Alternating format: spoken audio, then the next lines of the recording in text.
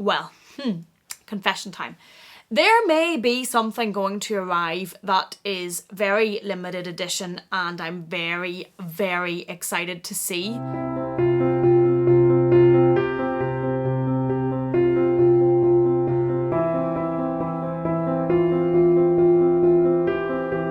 Welcome back to my channel. Thank you so much for joining me. Today's video is one that I am really, really looking forward to film. I've been quite excited to film this, and it is Connor's luxury raffle tag. And the reason that I am really looking forward to filming this video is I think it really seems like really good crack. I think it's just really good fun that Connor has come up with these 30 random luxury Q&A questions. They're numbered 1 to 30 and I have to randomly pick 10 of them to answer. I don't know what question is coming. I haven't prepared this.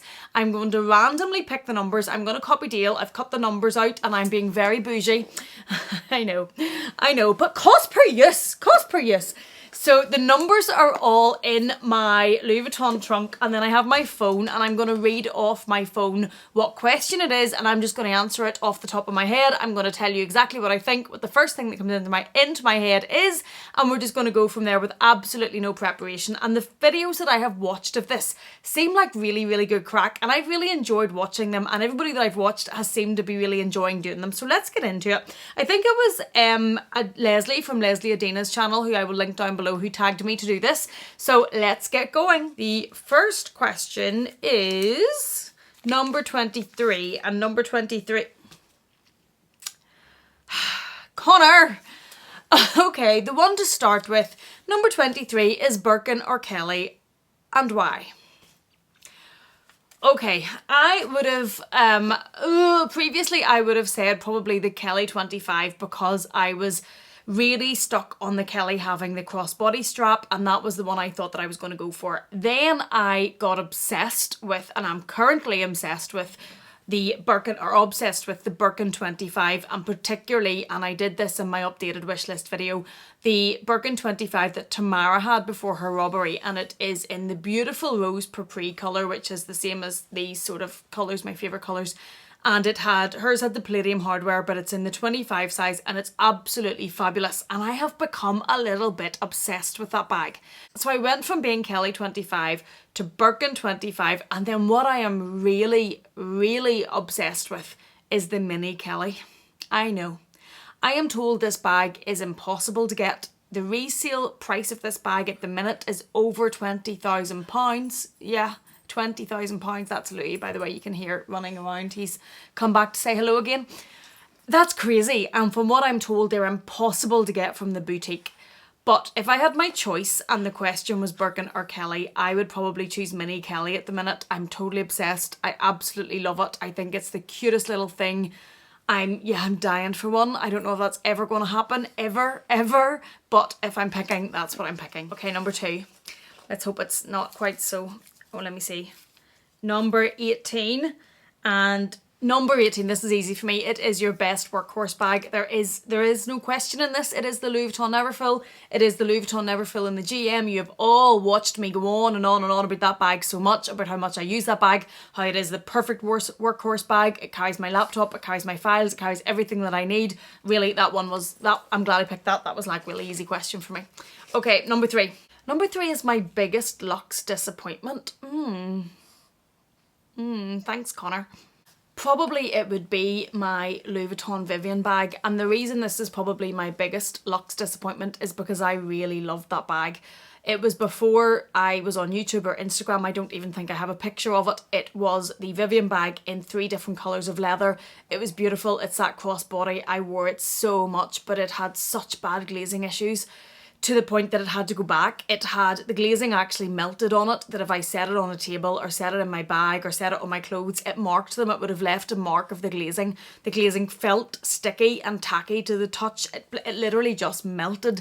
And I loved that bag. I really didn't want to return that bag. By the time I did return that bag, it was discontinued. I couldn't get a replacement of it. Louis over there dragging out a dust bag and a box that he's found. Okay. And that really, I was really disappointed by that because I loved it. And I know that I obviously got the exchange and got to pick something else, but I didn't want anything else. I really, really loved that bag. And I was so disappointed when I had to go back. So that's 3. Number 4 is number 27. Oh, why was I looking forward to doing this? Number 27 is your most pointless designer item. Well, it can't be this, baby, because we're using it to pick numbers and it's so pretty and a piece of decor. What would be my most pointless designer item? And Louis up now, he didn't last on the floor too long. Most pointless designer item would probably be the Nice Nano. I bought the Nice Nano because, are you coming up too? I bought the Nice Nano because it's so cute and I absolutely love the look of it. But I use it really as decor. Now to me that's not pointless because it sits now, it used to sit here with perfume samples in it. It now sits on my desk and it has pens and bits of stationery in it. Is that pointless? Oh, I suppose maybe for what it's meant to have been bought for, that's pointless. I suppose you could also say my Speedy in the multicolour, he's away again. My Speedy in the multicolour because I bought that to sit as decor and not to be used, and a lot of people would probably say that is pointless. Most of my other items I really tend to use. Maybe also when I was buying spares. But I did sell them in my recent vlog sale. But I had bought a spare mini pochette and a spare key clay. Now I have 2 key clays and I have 2 mini pochettes, but I bought another spare. That was maybe another of my most pointless items because you really don't need to have 2 and then, well, I didn't need to have 2 and then another spare, so maybe those. Okay, number 5 are we on? Is number 22, and that is, I can't do this one. Best uncommon luxury brand. I think I'm probably pretty common.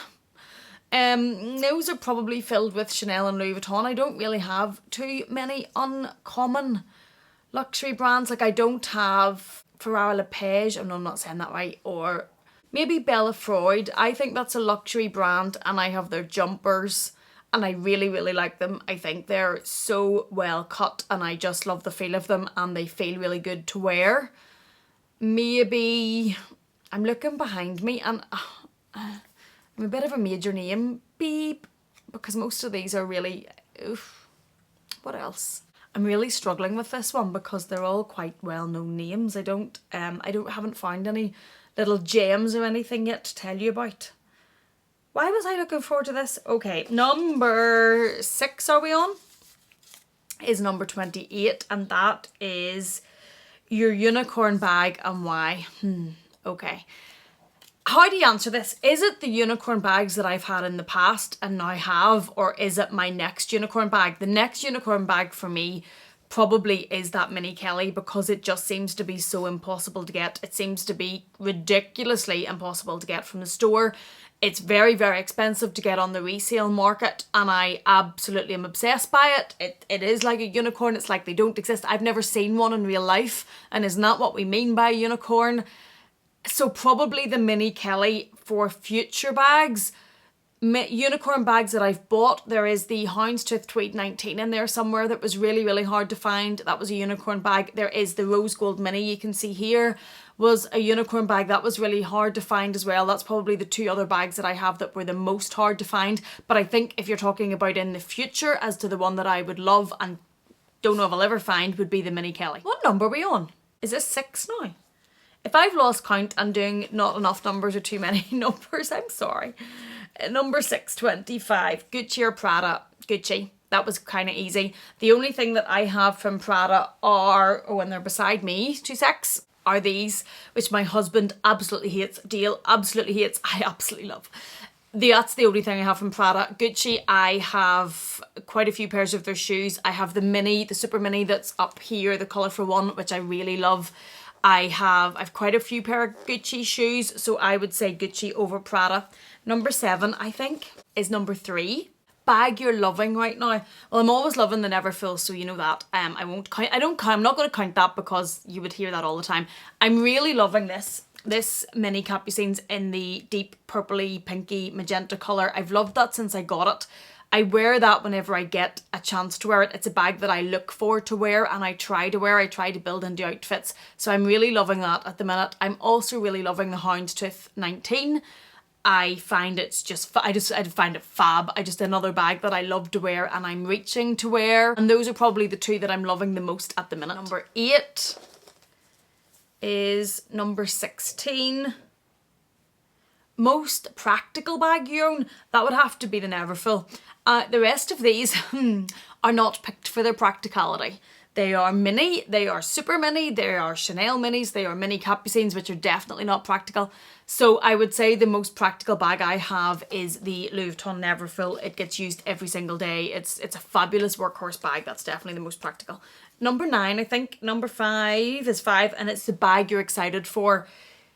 Does this mean the bag that I have that I'm excited to use, or does this mean the bag that I'm excited to get? If it's the bag that I have and I'm excited to use, again, it's the capucines, it's the tweed 19, also the black capucines, I love that as well. I love this, I'm excited to use this, I love using this, I love using this one because of the colour, I love this one. I have quite a few bags I'm excited to use because I get a little bit excited about bags. If it is bags coming up that I am excited for, well, confession time. There may be something going to arrive that is very limited edition and I'm very, very excited to see. I can't wait. It's not here. I haven't seen it in real life. It's very, very limited and I'm so excited to see that. I am also excited to finally pull the trigger and get the Petite Mal at some point because I just love that bag. And again, I'm really excited, and I know Dale's going to cringe at me, but I'm really excited about Hermes bags at the minute. Not that I have any realistic chance of getting one. Not that I have a huge profile in the store or anything, but I have recently just become much more interested in the Birkin 25 and the Mini Kelly. And I'm excited about those bags, even though there is no chance anytime near in the future unless we get lucky in Paris. I'm just excited about them. And I'm kind of excited that they're not attainable or reachable because it's something to still be looking at that I don't have. And I know that sounds but I am very blessed and have a lot of bags. So I think, yeah, I'm excited about those. 9 is number 14, and that is favourite luxury perfume. That's easy. If it's high tier luxury, I only have one. You can see it poking out here, and it is the Louis Vuitton California Dream. Absolutely love it. And I have had a request to do a perfume collection video, so I'll put that on the list. The California Dream is the first Louis Vuitton perfume I bought and absolutely adore that smell. Even for all that money that it costs, I just love it. If it is I-class as luxury perfume, all of the, say, Chanel perfume, Lancome perfume, Carolina Herrera perfume, Marc Jacobs perfume, so I class all of those as luxury perfumes. I love Good Girl by Carolina Herrera, absolutely love it. I also like Coco Mademoiselle by Chanel, but I have to be careful because that can occasionally give me headaches. I've always loved She by Armani, and I know I've used that perfume since I was about 16 or 17, but I still love it. But if it's top tier, it would be California Dream by Louis Vuitton. And I think we're at number 10. I think I've maybe lost count and did 11 there, but sure, we'll not talk about it. So number 10 is number 2. Connor. Worst Chanel collection. I don't know how to answer that. I haven't always followed them by collection, so I don't know what all of the collections would be. I think for this video, Connor said the Chanel Egyptian collection. I absolutely loved that collection. I loved the gold. I loved the graffitis from that. That was one of my favourites actually. My favourite collection generally each year will be the Matriarch. I love to see what they bring out in that because it's normally a little bit more out there and a little bit more dramatic, and I really love that collection. Worst collection, I don't know the actual collection name. I suppose collections that bring out very pale, muted colours for me are worst, and I know a lot of people that's their favourite collections and that's what works best for them. I just love strong colour. For example, the 18B collection I got 3 bags from, and this is one, that is one, and the raspberry red is one because the colours were really strong and deep and jewel toned, and I love that. So whenever they bring out a collection that's very pale and very neutral, that's probably the collections that work least for me because the colours don't grab me. And that's how I'm going to answer that question. So those are my 10. I thought that was going to be the best to crack. Some of them were a little bit difficult and I didn't really know how to answer, but it was good fun to film. Thank you so much for watching. Thank you, Connor, for doing such a fun tag. Thank you for being here. Please take care, and I will see you again in the next one.